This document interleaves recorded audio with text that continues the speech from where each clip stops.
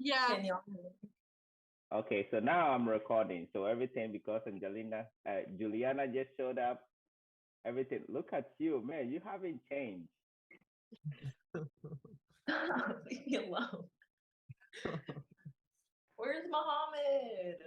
Mohammed just Mohammed said he's having some family challenges, so um he's sorry he won't be able to join us today. So we have you, we have the sugar, and then we have Man, and we're gonna get this information out there today to help people that want to become like you, like the high speed Juliana. Stop. Okay, stop picking on me for real. Let's do this. Okay, because I'm picking on you because you were still sleeping. So anyway, this is not too official. It's just like a big semi reunion, right? Yeah. Cool, cool, cool.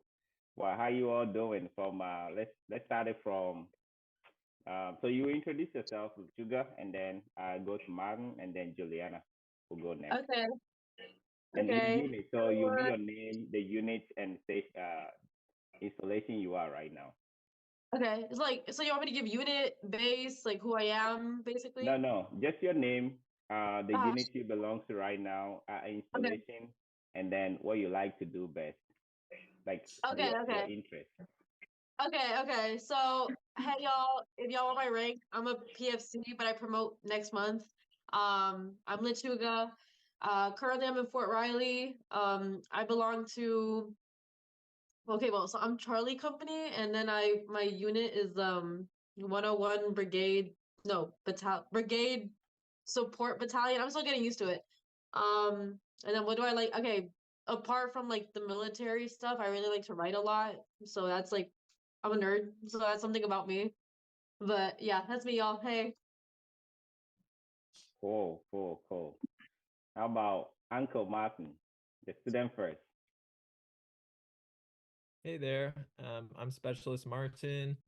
I am a reservist actually. So I'm stationed at Fort Couch, as they say. Uh, yeah, so I'm just living here at home, working from home right now. Let's see, I'm a 68 X-ray behavioral health specialist. Uh, I've had one deployment so far, been in for almost around 3 years. And yeah. All right, thank you. And the high speed.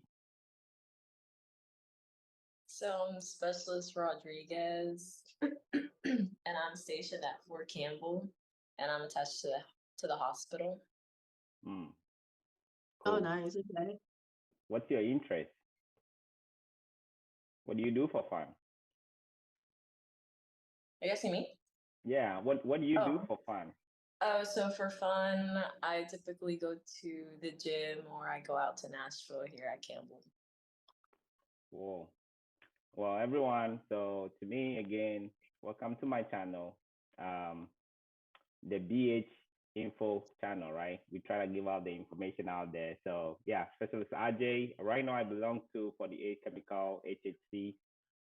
Here at Fort Cavazos, it's called the Great Place. So I think one thing I like being here is there's this woman that makes the new name sound so cool. She's like, welcome to Fort Cavazos. And I think that's really cool.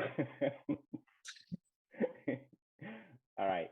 So pretty much we're doing this session to we are going to talk about our work experiences like after AIT. Okay, so who wants to go first? Just about like 1 minute, kind of anything you can share, or 30 seconds, something like that. Who wants to go first? Let's go with Lechuga after Okay. AIT. Okay, so after AIT, I was stationed in Camp Humphrey, South Korea. My time as a tech in South Korea was actually really great because I was put in a very small clinic. Um, I did my job, I did intake interviews, I did walk-ins, I did safety checks, very routinely 68 X-ray things to do in outpatient setting. But it was really nice. Like no one bothered me. I was able to focus on my job and then focus on my personal life. Um, like overall, my job after AIT was really great. And then I got stationed here. But it was really great in South Korea. Cool, cool, cool. Martin, you want to tell us something after AIT?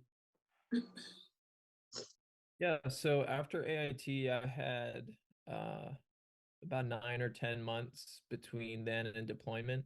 So Okay. as a reservist, you're just doing weekend drills once a month, and then you'll have like a longer 2-week training period.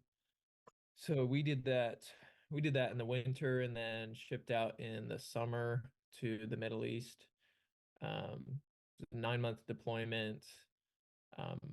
As far as myself, I was in a different location from the rest of my unit, so it was just a very small team. It was 2 68 X-rays and one provider, Mm. and we operated a very, very, very small clinic, about the size of a kitchen, basically. um, Well, we would so touch base. We would touch base on that experience from what is deployment. So more like you can, yeah. let people out there know. Um, and Rodriguez, Specialist Rodriguez. So after AIT, I got here at Campbell. I was attached to the hospital, and I was I was placed in an outpatient clinic in one of the embedded behavioral health clinics Oh, here at okay. Campbell, and I've basically been there for like the last 2 years. Wow. It's an outpatient setting, so I pretty much do everything from intakes, triages, facilitate groups, etc. And that's it. Wow. That's a lot of experience. Like, oh, so that's I think that's one of the good things. Like as a behavior health technician or specialist, when you are attached to embedded clinic, you get to do a lot, right? Yeah. Yes. Okay. Yeah. Yeah. So let's talk about more like about first duty station. Like, um, so I had questions to, can you go accompanied? Can you go and or unaccompanied? Is it like, how does that army thing works? Like if someone who is new coming to join the army, um, and then their first duty stations, they have family already. They have a dependent or they have a spouse who wants to go with them. Uh, the question is, would they be able to go with their family, or they won't be able to go with their family? So I went to Camp Humphreys unaccompanied.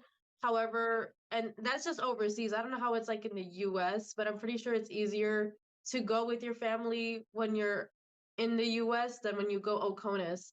But I went OCONUS and I was unaccompanied.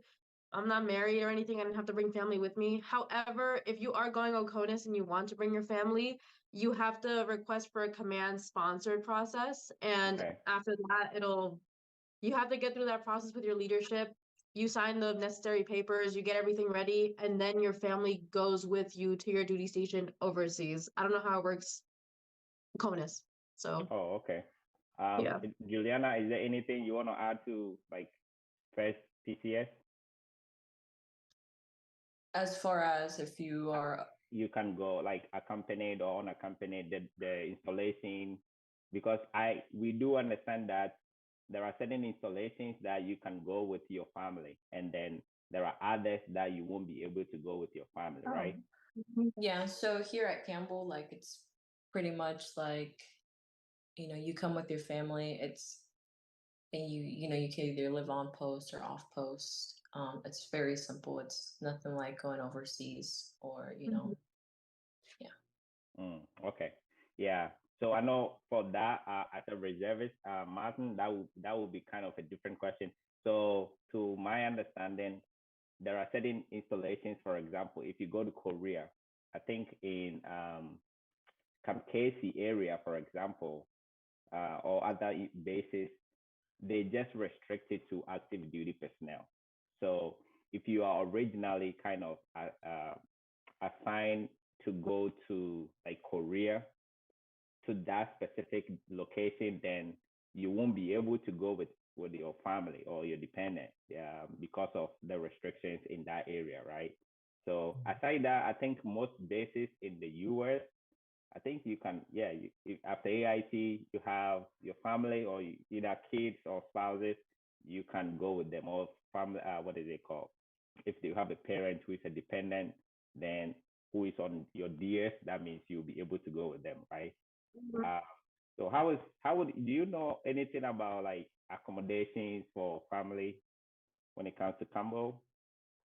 Oh, you said either on base or off post, right? Yes.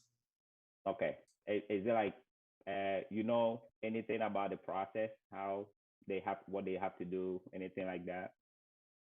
So because I'm not married and I'm living in the barracks, I Okay. don't know any of the finer details.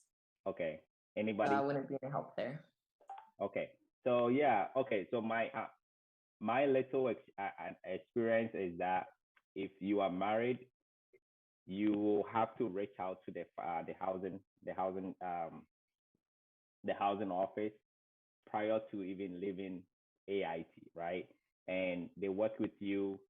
If you are going with your dependent, you will have it on your order saying that you are accompanied, you're going with your dependent. Then they will work with you to secure like a place, like a housing for you. Sometimes there will be like a waiting list that you have to be on it. Um, Most cases, if there is a waiting list, you have other options. For example, when I arrive in Fort Cavazos, I have to live in a hotel for like 19 days. Oh wow. Just yeah, just to get a housing for my family, right?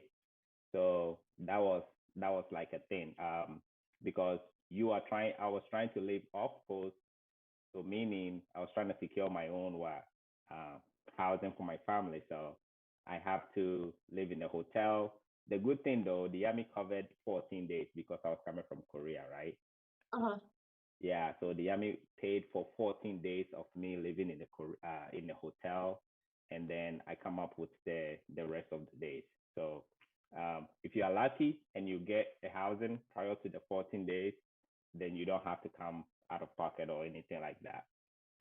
If there's like financial challenges as well, they do have the army emergency refund, stuff like that that you can also apply for them to use it to help you pay for that accommodation as well. Okay. Deployment environment.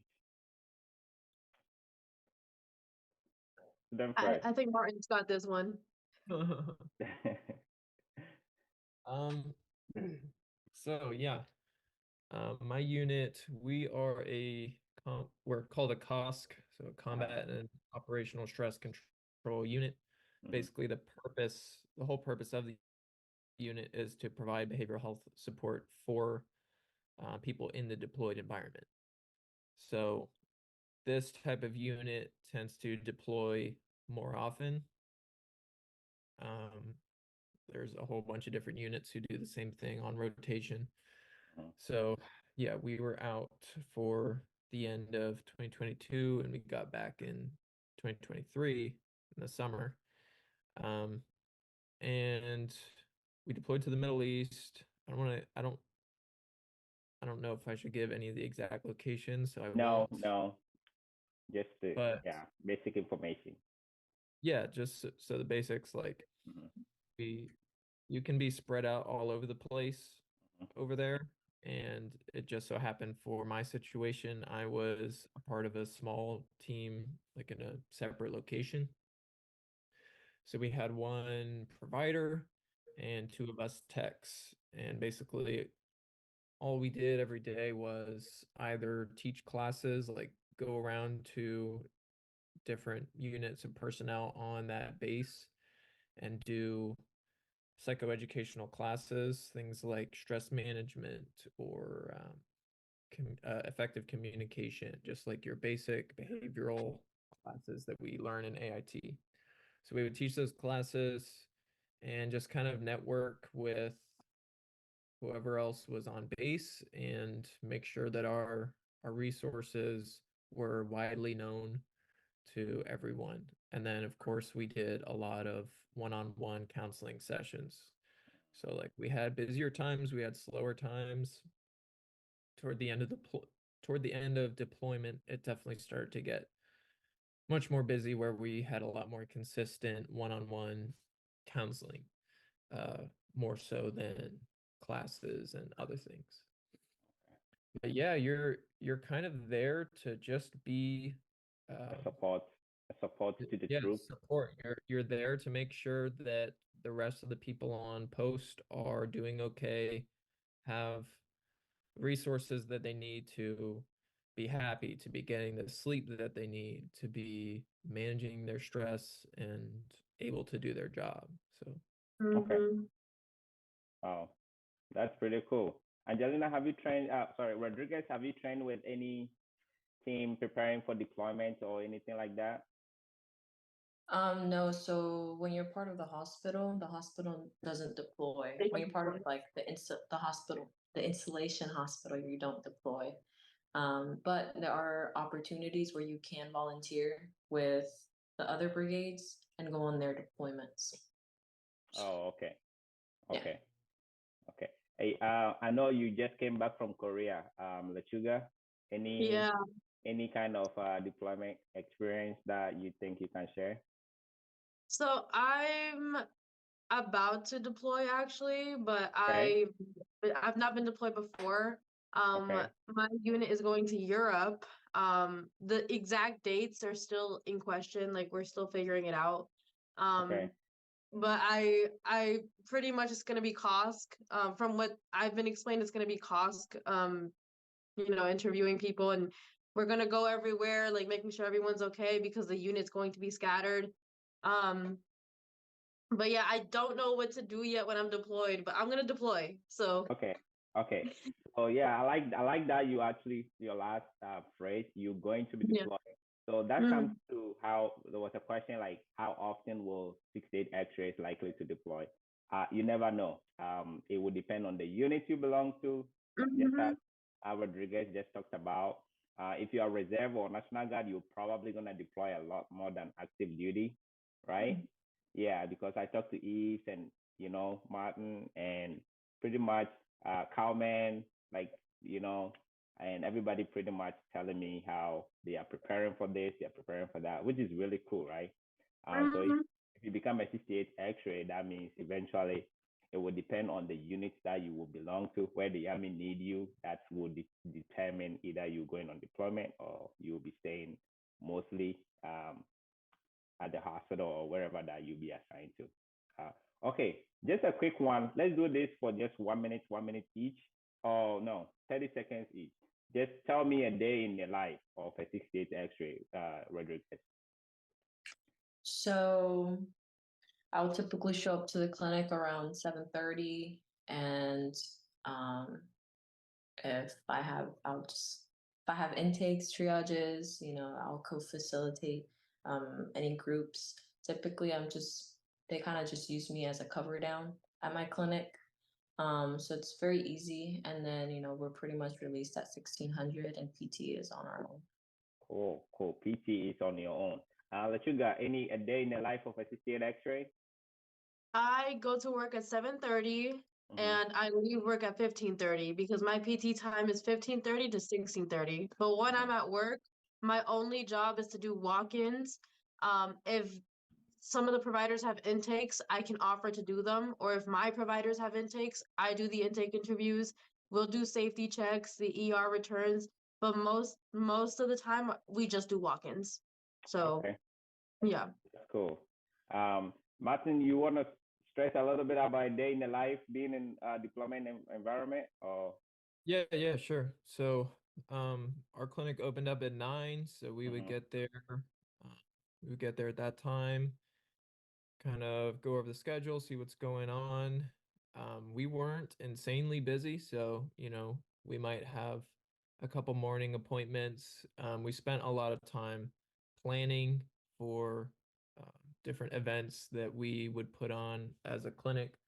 So planning, sending out whatever emails we need to different people on post, and then you know Okay. traveling around base and doing the outreach stuff that I already talked about. So Okay. So for 15 seconds, can you share with us like the experience your experience from AIT, like behavioral health education, how it helped, what it kind of contributed as part of your civilian whatever job you've been doing? yeah, so it was when I went on deployment, that was my first time Okay. doing Okay. job, BH and it was stuff. about 9 months after finishing AIT. Okay. So it was a little nerve-wracking having such a break in between. But Yeah. once you got into it and you get your first patient and you start doing your thing, the training really does kind of just kick in, even if you don't feel like you are qualified to be doing it. It like the training works, and once you start going and get a few patients in, you really get the hang of it. Okay. So Cool. Anything else anybody wants to share today to new people? Like any advice you want to throw in there for someone deciding to become a BH? Angelina? So, oh, Uh-huh. Angelina, go ahead. Oh, Juliana, go ahead. so one thing I will say is that really take advantage of all the trainings that you can do at Fort Sam.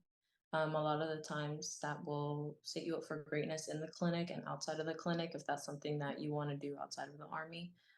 Sometimes it'll give you like college credit as well.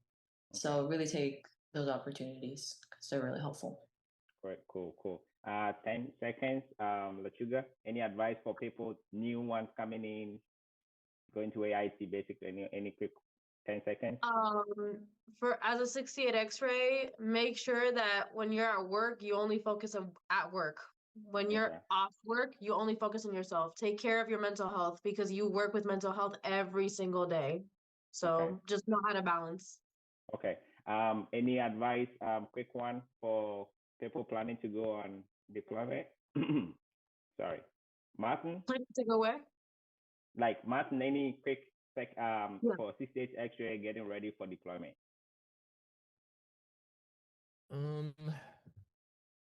Do your own research. Like the knowledge is power, so the more you know about mental health, like put forth the effort, read some books, and just familiarize yourself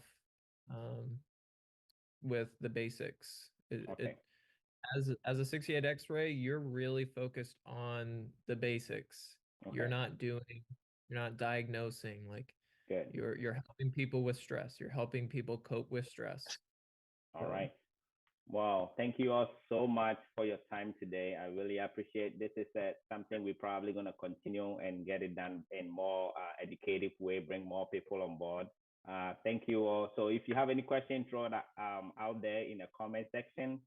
And thanks for watching this video. Thank you so much for coming, Rodriguez, Martin, and Lachuga. Thank you. Uh-huh.